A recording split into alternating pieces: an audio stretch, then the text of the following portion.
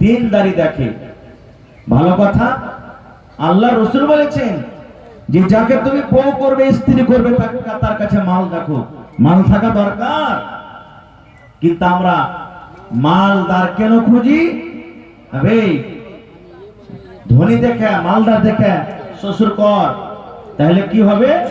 সময়তে 50,000 লাখ 2 লাখ টাকা দিয়ে সাহায্য পাবে, সাহায্য করবে। এই জন্য আমরা মালটা দেখি। 2 নম্বরে বংশ দেখেন, খানদান দেখেন, ভালো কথা, কিন্তু আমরা বংশ কেন দেখি জানেন?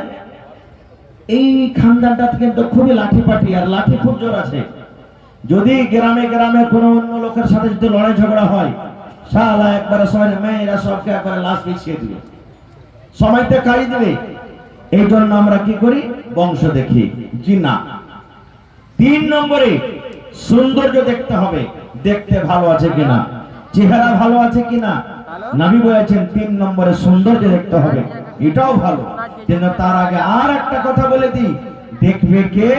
যে বিয়ে করবে সেই দেখবে, যে বিয়ে করবে সেই দেখবে। কিন্তু এখানে আমরা উল্টা কাজ করি।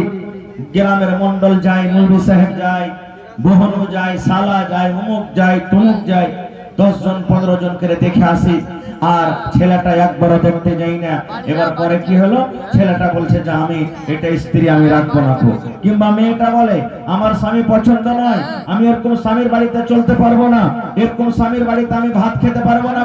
তখন পরে কি হয়? 3 লাখ টাকা দিয়েছি, জামাইটাকে ধরে বাঁধা দেয়, আর বলে শালা তুই 5 লাখ টাকা 7 লাখ টাকা দিয়ে যা, তাহলে তোর মেয়েকে আমি রাখবো। এরকম আমরা কাজ করি। ভাই মুসলমান, আপনারা মজলিসে বসেন, কেউ এসেছে দেখা করার জন্য, গেলেন, আপনারা মজলিসে ফেরেশতার ভয়ে বসেন। ভাই মুসলমান, আল্লাহর নবী বলেছেন উম্মত, 4খানা গুণ দেখে তুমি বউ করে নিয়েছো স্ত্রীকে। 4খানা গুণ যে মেয়ের মধ্যে থাকবে। 1 নম্বরে নবী বলেছেন মালদারি দেখতে হবে, আমরা মালদারি দেখি, মালদারি দেখেন। 2 নম্বরে নবী বলেছেন ওয়ালি হাসাবেহা, তার বংশ ঝাড় দেখতে হবে।